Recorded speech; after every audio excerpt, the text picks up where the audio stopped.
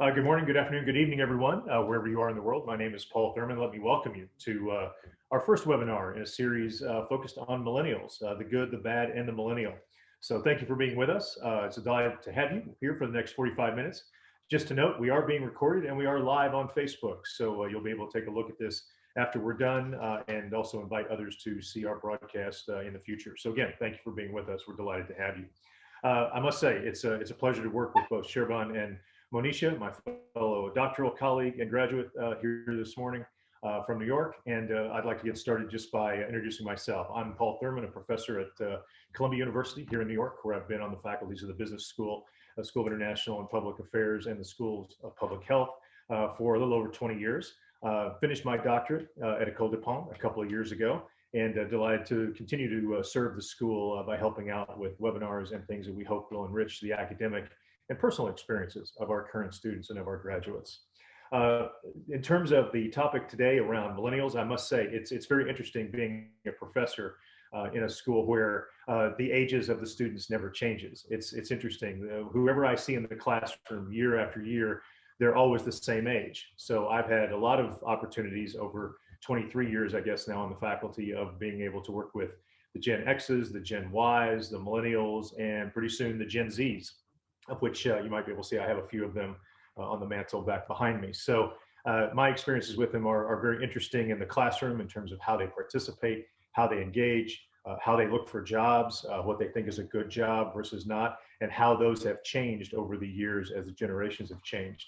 But enough about my experiences with them. Let's talk about our two wonderful guests and discussion participants here. We welcome you, by the way. Anytime you have a question or a comment, please hit us in the chat box. I'll do my best to keep track of our chats here during the webinar and to get those questions over to the speakers in about 20 minutes. We'll leave about 10 to 15 minutes at the end to cover questions. So with that, let me first introduce Sherban Toder, the gentleman you see on your screen. He's a chartered accountant and consultant, has been for many years. He has his doctorate from École de Ponts, and his doctoral dissertation did focus on millennials as transformational leaders. So a terrific piece. I encourage you to read it if you haven't, or take a look at some of his stuff that's been posted on LinkedIn around his dissertation. He spent over 20 years with major accounting firms, particularly KPMG. Half of his time has been spent as a partner, senior partner, but his work in the corporate world has not kept him from doing a lot of work in his community. He's worked for a number of not-for-profits, including the United Way of Romania and the Foreign Investment Council of Romania. So he spends his time not only helping clients, but also helping his communities, his neighborhoods, and in fact, the world through his efforts. And Sherban, we welcome you. Thank you for being with us. Our other discussion partner, my fellow doctoral candidate and graduate, delighted to have gone through started and ended the program with her. Please welcome Monisha Bala, who's with us from the United Kingdom. Monisha is interesting in the sense that she spent a lot of time working with millennials, both with them and having them work with her. She's also spent 20 years in the business sector, over 20 years.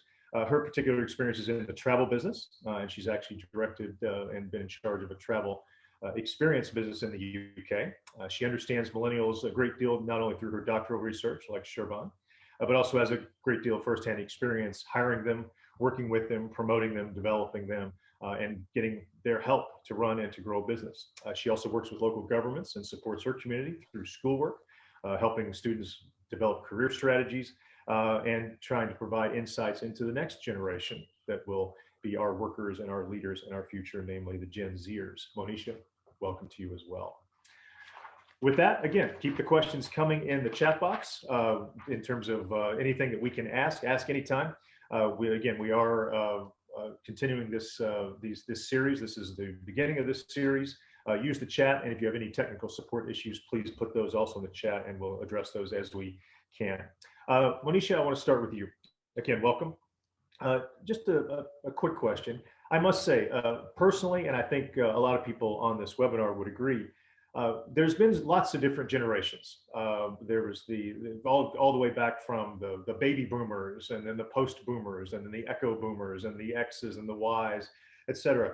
But I must say, in my own personal experience and research, the one that gets the most talk and the most chat are these millennials, even more so than the Gen Zers that are following. why is everybody talking about these folks so much? Why is this generation one of the most talked about and certainly one of the most researched groups there is out there? Why is that? Thank you, Paul. And you're absolutely right. So generational differences are nothing new, but the millennial debate is on another level.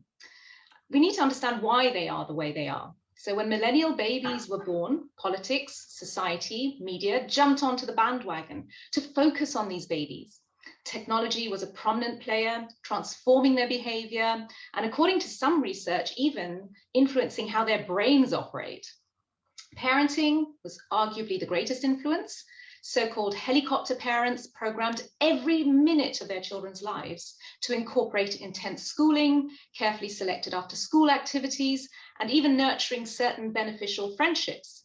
And of course, education quickly joined in and matched the controversial trophy for participation mindset. So this generation is now let loose into the corporate world. And what do we get? Divided opinion between those who think they're the most transformative generation ever, and those who think they're entitled snowflakes. I'd like to share with you one of my experiences with millennials, one of my first experiences with millennials. Now, I'd like you to have a little look at this and add to the poll below what you think happened next. A, B, C, D, or E. And I assure you this is a real life example. This is something that actually happened in our company. This is what happened next. Ooh, we're still counting, so I'll give it another moment.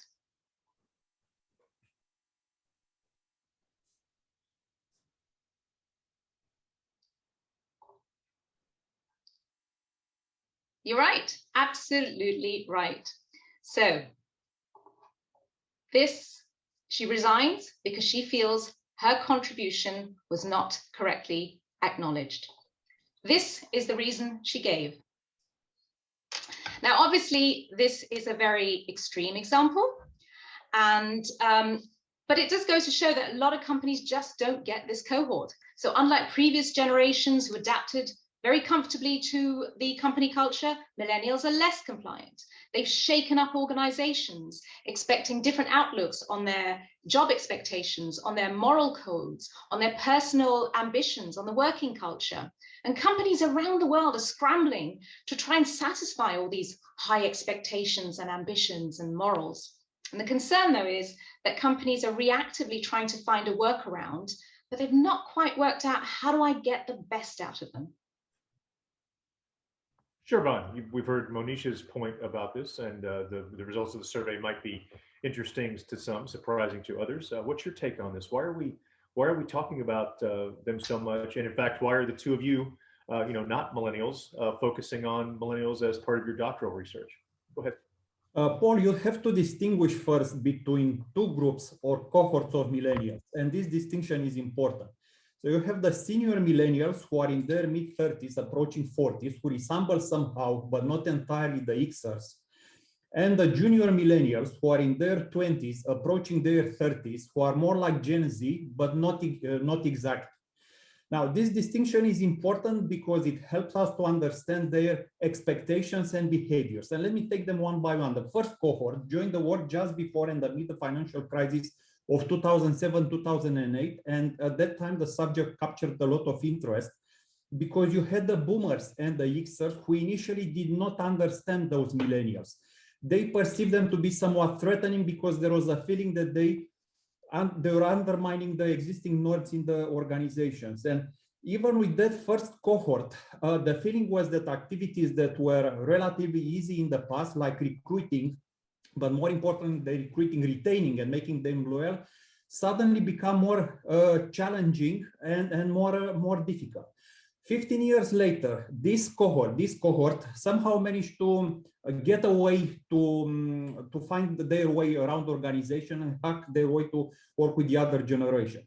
And Paul, I think it is the second cohort, the young millennials, who are the troublemakers, the problematic one, because everybody is talking about them right now. And you know what? Even the senior millennials would like to know more about them because they feel so insecure and intimidated by the younger one. But anyway, irrespective of whether senior or junior millennials, if I come back to my generation and the boomers, so what we see is that you see a lot of millennials in the workplace. They are everywhere. They are omnipresent. So if I'm a senior leader in any organization, what I see is that the millennials have the power and the numbers to change the organization, my organization, but I don't know exactly how. So I feel I have to find out for sure more about them. So interesting points that you raised about sort of subdividing or bifurcating the millennials into these more senior millennials and more junior ones. I'm interested in the words that you use. You know, the troublemakers, they have the power, they have the numbers. It's interesting. I think to Monisha and your points, it's interesting. Not only is this one of the most talked about generations, arguably it's one that has gotten the most labels or the most stereotypes. Why are we stereotyping millennials so much or in this way, particularly these junior ones that you point out? Why are the stereotypes so rampant? So I will take you back to the year, to the early 2000s when the millennials were still very young. And at that time, a couple of American sociologists who have invented the term millennial asked the following question. If the world would be Hogwarts, can you distinguish between the generation there? And their response was the following. So in one corner, you have the millennials who would be Harry Potter and his friends, who are smart, ambitious, overachieving, trying to work around the limits imposed on them by the other generation while still trying to save the world. And in the other corner, you have the boomers, who would be their individualistic, judgmental, egotistical teachers. And in between these two very powerful and dominant generations, sandwich almost between them, you have characters like Hagrid, I was about to say like me, like Hagrid, to not in power, but always around to help, epitomizing Generation X. 15 years later, Harry Potter and his friends are not at Hogwarts anymore. They graduated even from college and they join organizations all over the world. And the problem with them is that being in their 30s now, they are not a school anymore. And you have some boomers and Xers, so I'm not generalizing, who are now irritated by how lazy those millennials are when it comes to workplace productivity, disrespectful, lacking in loyalty, something that the millennials themselves perceive as nonsense coming from an outdated view. Now, the fact is that young people have been criticized and stereotyped by their elders for a very long time. And I'll give you the example of the World War II generation who regarded the boomers during the Woodstock, free love, drug, sex, and rock and roll period. And you get the idea that stereotyping people based on the generation are brought just as any prejudice through the fear of change. It's just through the fear of change. And in my view, I think it is more useful to stop fighting the stereotypes and hope that some generation will change according to the expectation of my generation. But it is more useful to find ways to work together to understand each other better, and specifically the younger generation and the millennials, take the challenges from them to see how you can spark action in your own organization to make it simply better. That would be my take on it. Oh, good points. It's interesting, the comparison to the sort of the Vietnam era, drug, sex, rock and roll, sort of wild and crazy hippie era, and how the older generation viewed that, especially the generation that fought the war previously, and the parallel to millennials. We do put a lot of labels, to your point, lazy, troublemakers. I'm starting to think about myself as a mid-50s-year-old father with teenage daughters. But Monisha, to that point, we do put labels on generations, perhaps to Sherban's point, unfairly so. And there's certainly this typecasting where we have our set of values as the older generation, or even a younger generation as their values, and they look at a different generation, a younger one, and say, oh, they don't know what it's like to ride a bike without a helmet or to drive without seatbelts and these types of things. And maybe Sherban's right. Maybe instead of wanting to treat them like we would want to be treated, maybe we should treat them like they want to be treated. So to that point, why the stereotypes, or are there some positive stereotypes since this group has the power? In fact, it's absolutely correct, Paul. When you do give positive stereotypes, there are very few complaints. Unfortunately, general stereotyping seems to have a negative connotation.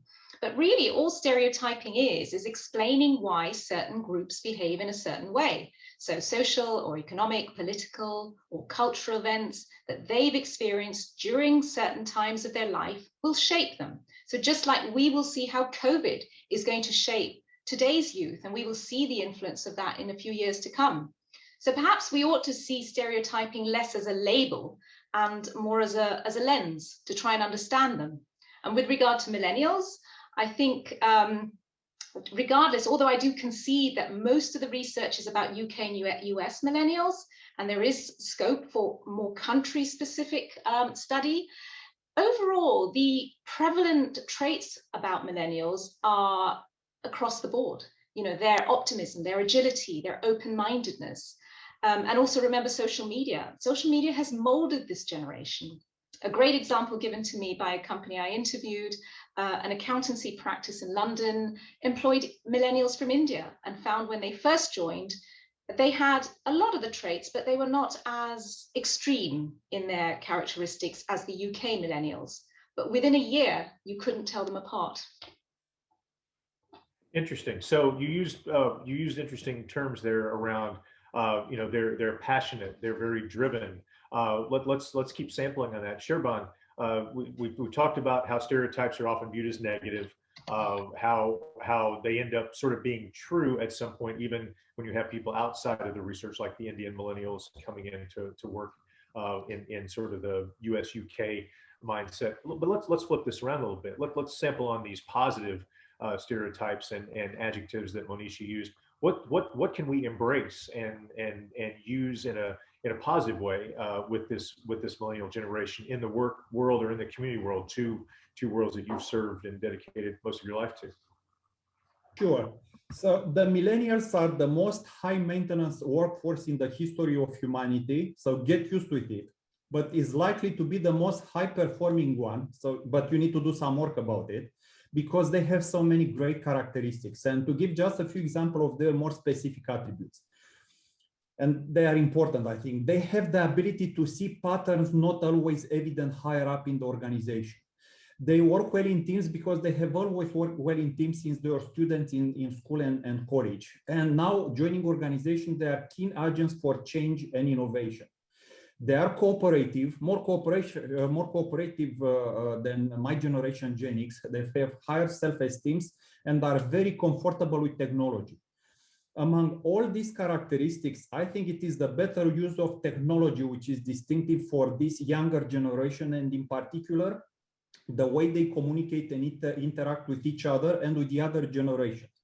The millennials are the first digital natives, as opposed to my generation, which are digital immigrants. So we came on this world from the analogical world, because they enjoyed virtual connectivity and became technology savvy due to the boom of the internet and social media, due to the mobile phones. And for them, technology isn't just a tool to do more work, like fax machines, for instance, or to achieve work-life balance as it is for Generation X, but it is an integral part of their life. They are always on. They are working with it as in it's their second nature, and they bring the technology with them at home every night. By the way, I didn't bring with me a fax machine with me when I was at the array. So I think it is this natural efficiency and affinity for technology which provide them with the unique skills and insights that, in my view, so this is my take, the managers and organizations should use better. So good points, Sherban. I like the way you started that by saying they might be high maintenance, but they are also the most value-added generation, because they weren't digital immigrants like we were. They're digital natives. They grew up with, you know, an iPad in the crib or something like that, or with a smartphone, one that doesn't have buttons on it, for example. So good points about the things that we can embrace, and they'll see things that upper levels of management won't see, and in ways that they won't see if they naturally do things with data and so forth. So that's terrific insight. However, all that value added must come at some price. To Monisha's poll earlier, in terms of, yes, we can extract value, and organizations and communities can get value from them, but what price do we have to pay? What do we have to pay attention to in terms of modulating or helping manage through some of the downside risks of millennials? Monisha, you want to talk to that? At the bad sides? Correct. With pleasure.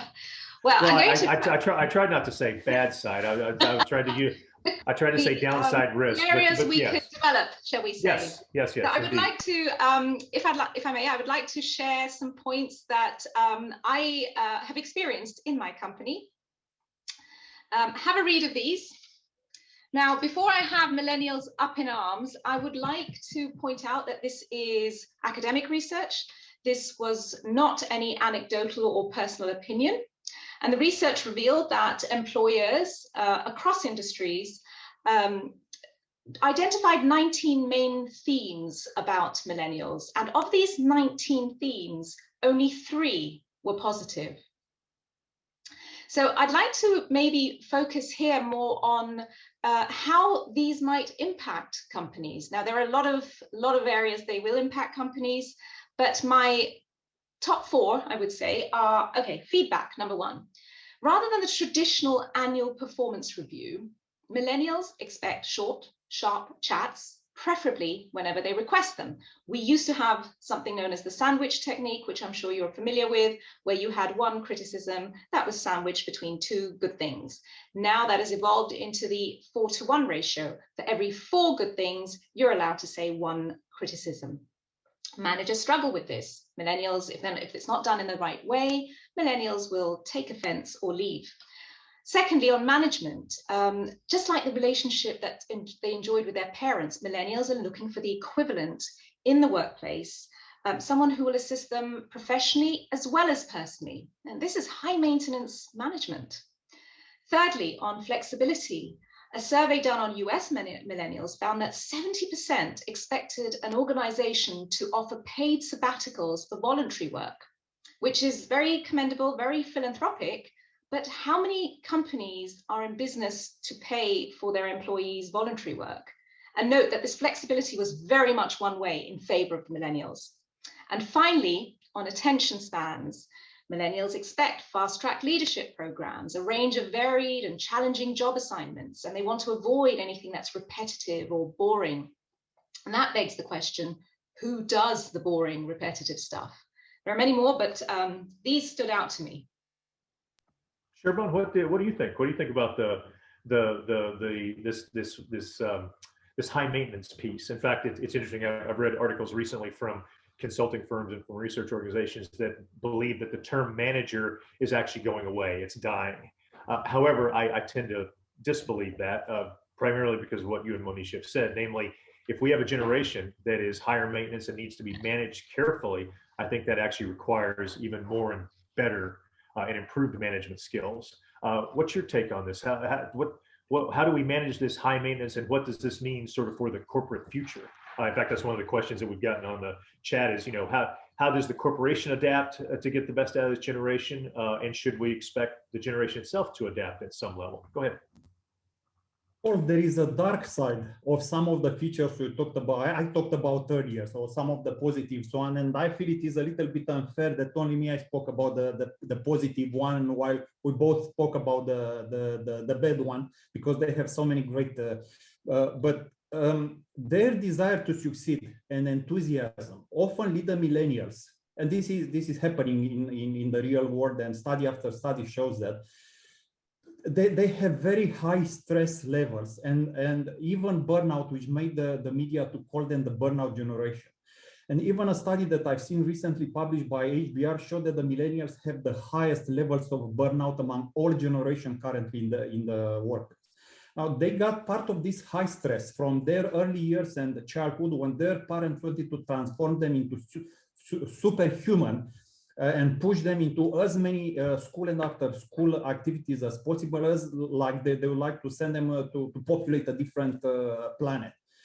Later on, they joined the work amid the financial crisis, which was quite a traumatic event for them because it has influenced the way they think and relate to work. And there is research which shows that cohorts which experience a recession when they're in between 18 to 25 years of age are more likely to believe that experience is a result of pure luck rather than hard work and determination. And now, of course, they have, like all the other generation, to deal with the current pandemic situation, lockdown, feeling of loneliness and other financial and professional stressor. But if you combine this with another feature that I would like to speak about, and this is not just mom and dad propaganda, this is real, and is based on current evidence in study after study that millennials are less healthy due to behaviors such as sedentary lifestyle, too much screen time, and poor food choice. So think about it this way. If the current health, and I mean physical, psychical, and stress situation does not improve and does not improve soon, what would the impact be on the millennials themselves, organization, the healthcare system, and the society when millennials will reach their 30s, 40s, and 50s? And by the way, the time is clear. This time will come soon.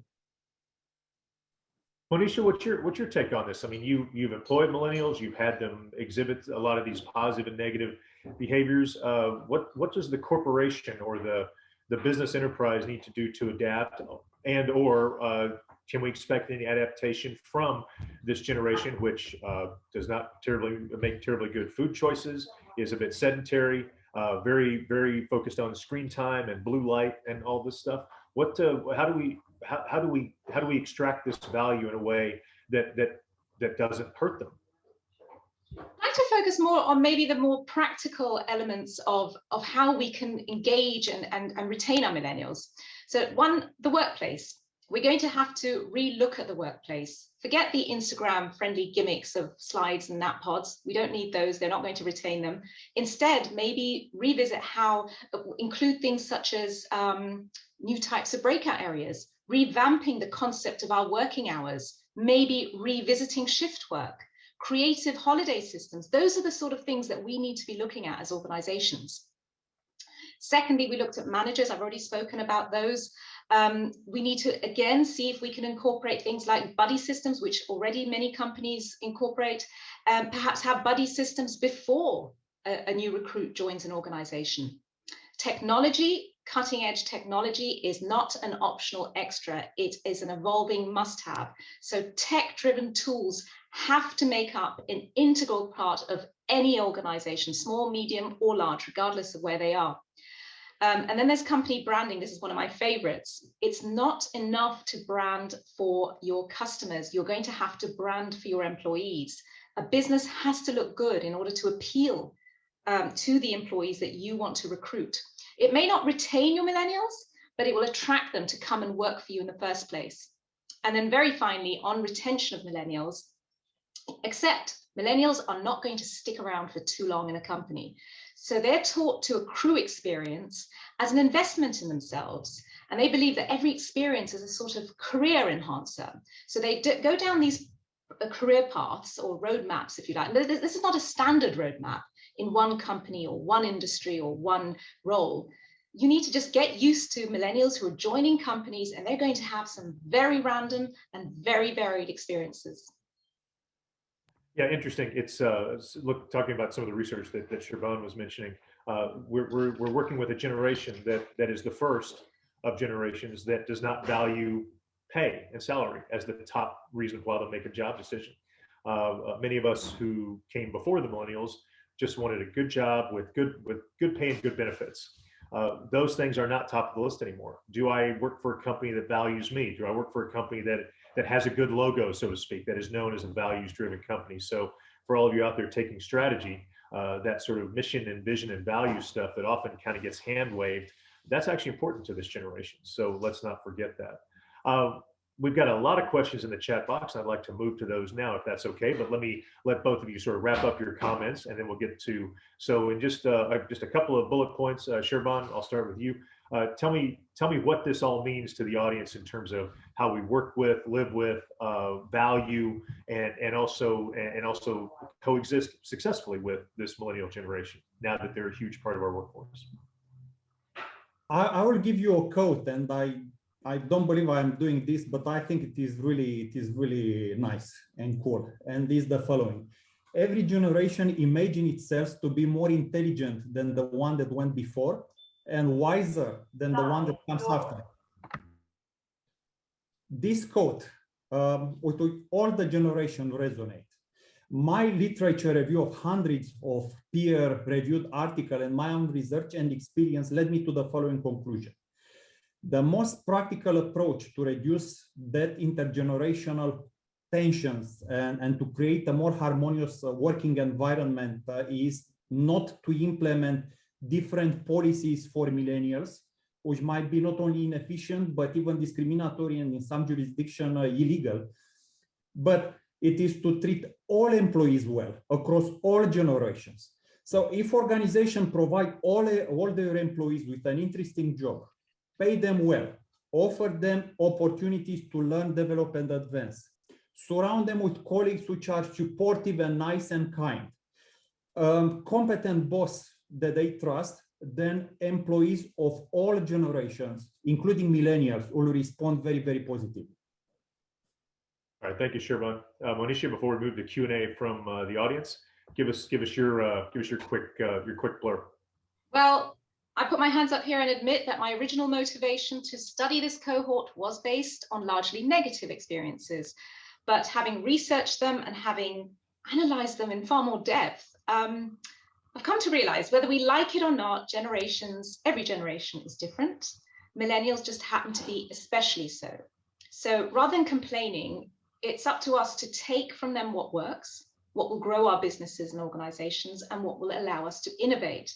So don't try and focus on changing them. Focus instead on, number one, identifying their talents, two, learning how to capitalize on those talents, and three, making those talents work for your business. And the rest of the good stuff will follow. Good advice. Good advice for us in our generation and for the other generations on this important webinar. Let me move to the Q&A portion, which we'll spend the next 13 minutes or so before we wrap up. I've got about 13 questions, interestingly, so I'll just ask you for some quick responses. I'll ask both of you, and we'll move on to the next one. I'll try to group them as best I can, as far as I can. A couple of the questions are about how should corporations adapt to get the most out of this generation. And to help them succeed. So we've talked a lot about that, but let's shift to the pandemic. Monisha, you brought this up. You brought up COVID and what's happening with this not only sedentary and very digitally focused generation that's now perhaps even more so. What do you think behaviors of the millennials, what behaviors do you think will change as a result of this pandemic? Or are we possibly making some of the things Sherban mentioned even worse? Well, it's interesting because if I make very quickly jump to Generation X, which is my generation and Sherban's, all of ours actually, they were considered to be the perfect generation to handle COVID. They were at the right stage of life, the right time of their careers, and they had all the skills necessary to deal with it. So they had the bigger homes, they were probably settled in their careers, they normally have children and pets, and so working from home worked for them. They're used to independent work, decision-making, they don't need micromanaging, and they're also skeptical. So they went around finding their own information, but didn't depend on anyone else to do anything for them. Now, millennials, on the other hand, struggled with everything that Gen X did so well. And millennials are now going to quite likely look back on this time and say, look, you know, that one-to-one time I had, that whole lobbying for the working from home business, maybe I need to revisit that, because millennials depend on the workplace for support and for companionship and for camaraderie. They will also look back and say, perhaps, look, this crisis was a lesson where I've learned I have to prepare for the unexpected and be ready for the unknown, something that they didn't do in the past. They may also reassess the risks of chasing the next best opportunity, the next best job, the next best experience, and saying, well, actually, maybe I do need to learn to stick it out a little longer.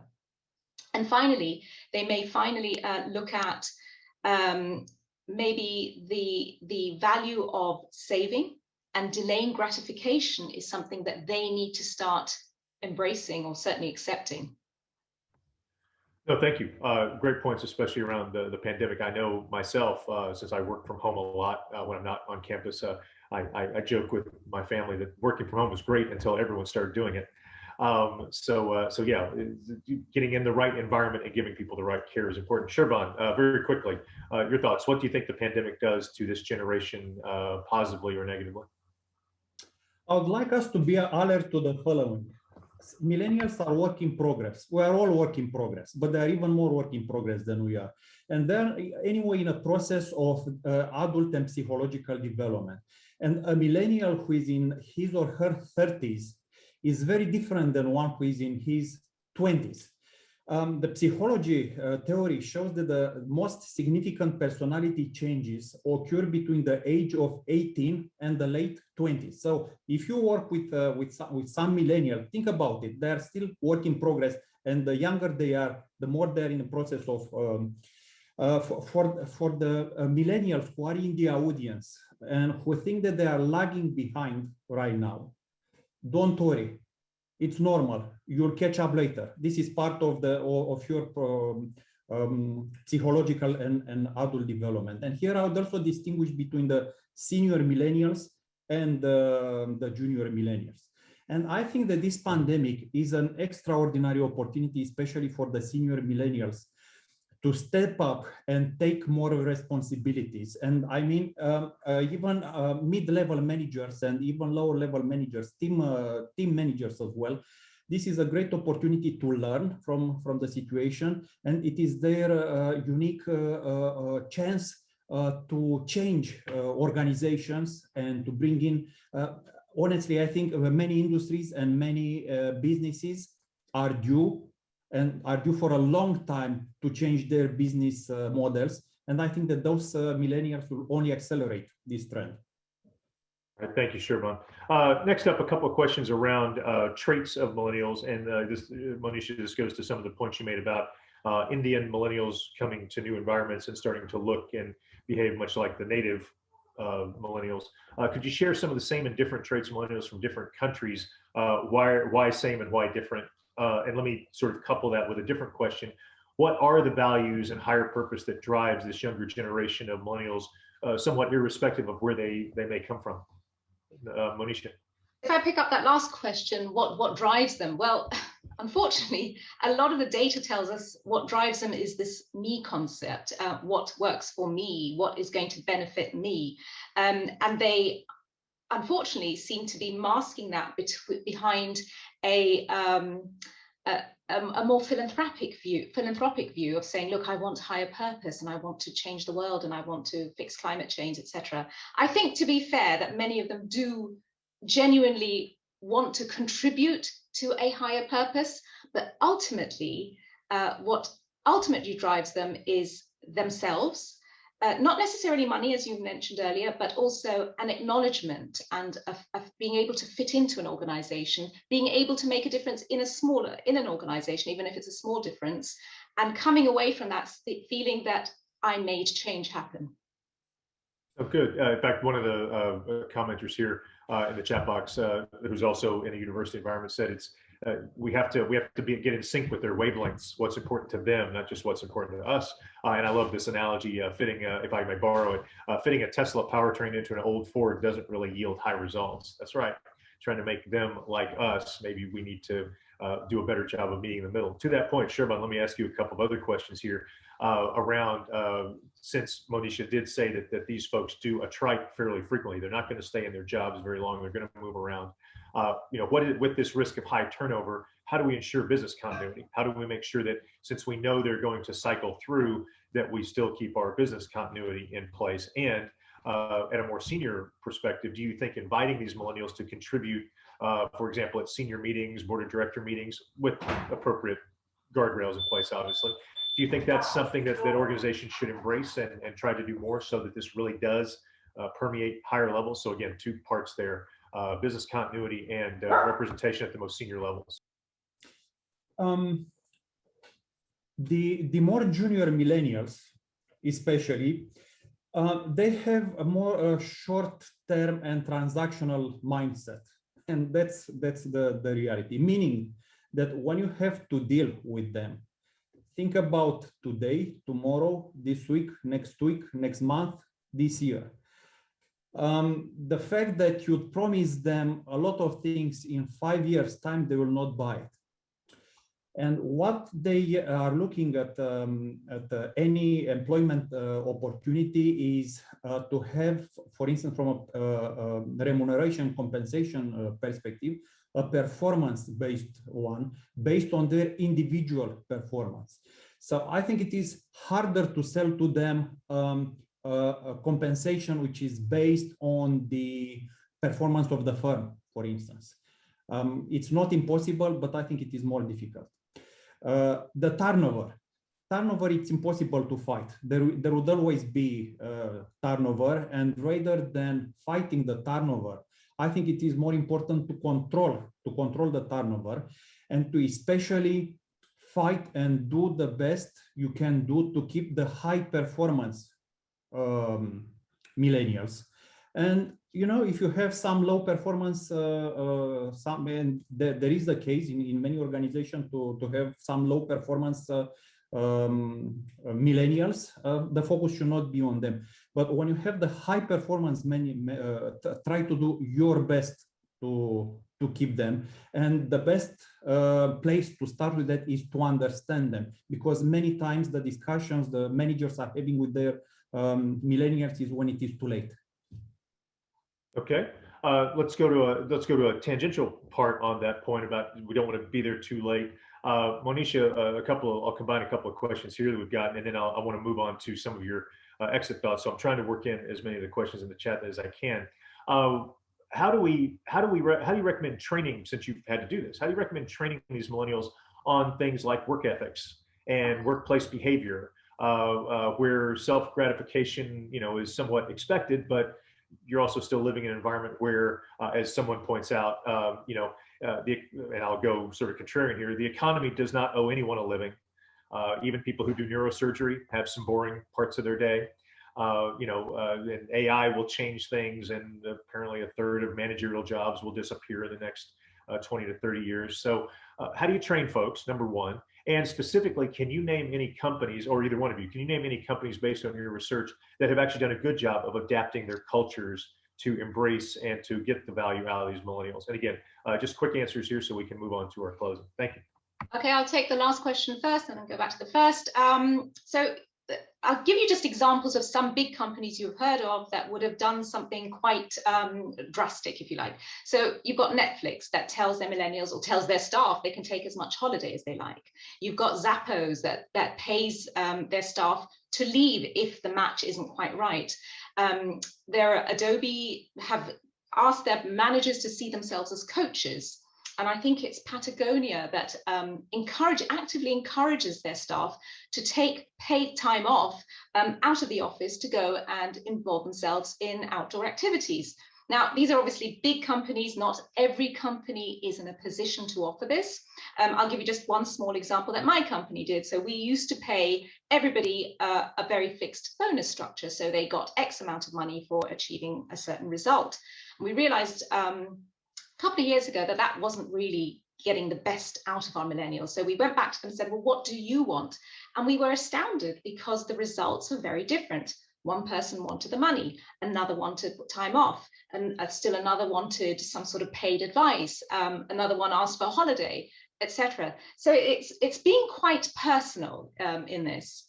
So that is key. And with regards to your first question on you know, how certain traits that we would like our millennials to have, such as the resilience. I think we don't make enough use of the 3, maybe even 4 generations that many companies might be employing. One excellent example I read in the paper just last week, a CEO, a very senior boomer CEO, spent 12 minutes fixing something that his advertising team took several weeks or months to prepare for him. So he finished it in 12 minutes, and this advertising team looked at him and said, wow, you've done it in 12 minutes. And he said, no, I haven't done it in 12 minutes. That took me 30 years to do. So I think we underestimate, I mean, the focus or the onus seems to be very much in appeasing millennials, but maybe we need to do more, apart from just reverse mentoring, but many more creative solutions to bring together different generations so they are learning from each other. So to that point, let me just ask both of you a couple of yes/no questions that have come up in the chat, and then I'll ask you for your final thoughts, and we'll move to a call to action where we'd like our audience to participate via our LinkedIn announcements, either our LinkedIn accounts individually or the one for this topic for our webinar. Does the location of where the millennial is that important in terms of talking about them? Do we need to treat, say, Indian millennials or Singaporean millennials differently from EU millennials? Servan. Just yes or no with a quick sentence. Yes. We do need to treat them differently. Monisha? Yes, but be prepared they will change. So depending on where they are, they will adapt. Okay. Are millennials as interested in bridging this gap, this generational gap, as we are? So is the generation we're talking about just as interested as in creating synergy as the generation that we are ahead of them? Yes or no, Monisha? Millennials don't hold as negative perceptions towards the rest of the generations, so they will be more open to doing so. Sherman? Of course they are. They don't expect to get everything on a silver plate. They are prepared to work as hard as possible to prove themselves. Okay, good. First of all, I want to thank everybody on the webinar for these excellent questions. I tried to fit in as many of them as I can. We obviously are keeping track of this. I'm sure we'll issue some notes post the webinar so that you can see this, particularly given something we'd like you to respond to here in terms of a call to action. But I'd like to give our distinguished panelists again, Monisha Bala and Sherban Toder. Thank you for your time this morning and this afternoon. Let me give you each about 30 seconds to a minute to just wrap up and give us your closing thoughts as we think about the good, the bad, and the millennial. Sherban. There is one thing that I really like about as an idea for organization. This would be related to the first day when they join any organization. So this is happening like this. Somebody is knocking at the door, and then, you know, here I am. But and I think organizations many times are not prepared for their first day. And the first day when the millennials join the organization, it is the most important day for them.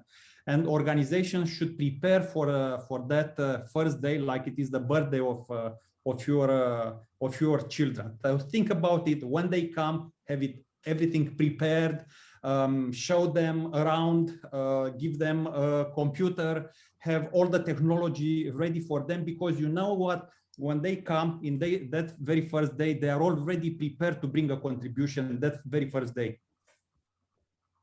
Okay. Monisha, your thoughts as we continue, not end, but continue the discussion around the good, the bad, and the millennial. Your thoughts?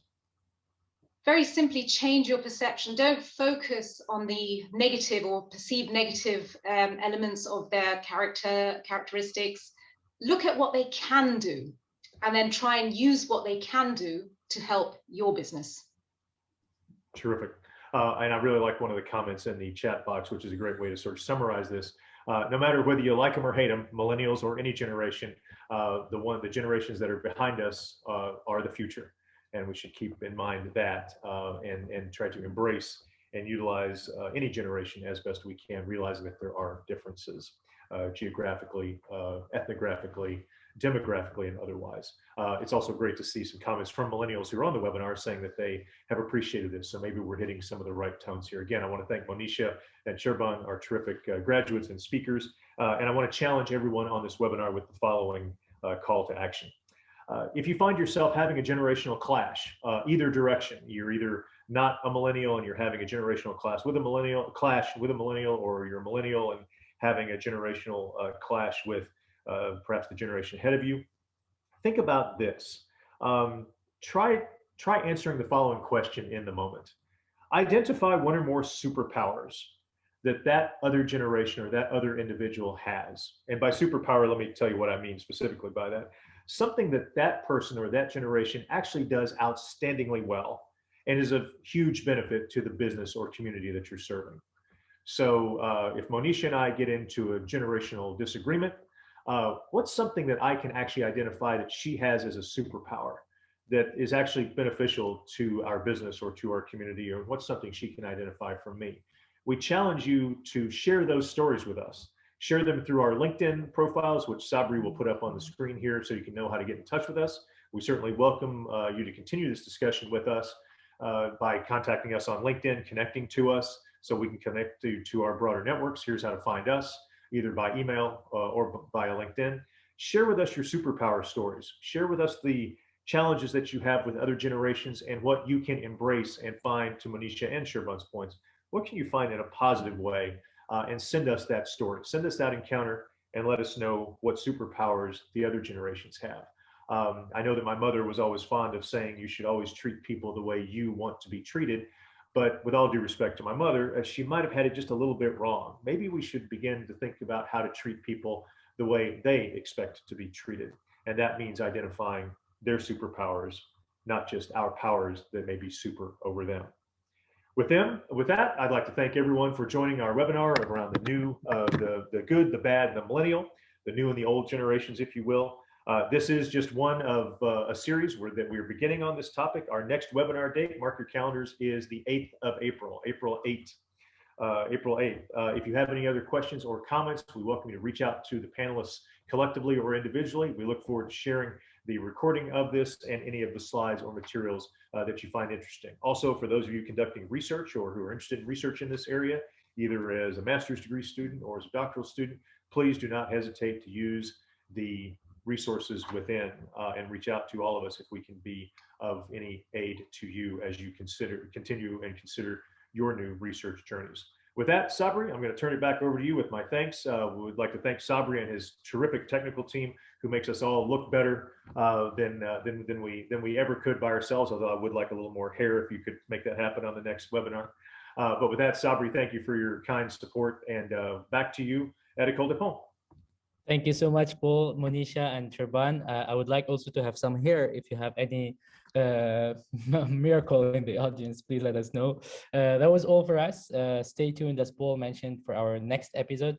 And we will release the video as well of this webinar, so you can share it with your colleague and friends and family. And voila, that's all from our side as well. And we wish you a good evening and see you soon. Terrific. Dr. Bala, Dr. Toder, have a great rest of your day. It was a pleasure. Thank you very much. Dr. Daman. Goodbye. Take care, everyone. Bye-bye. Bye.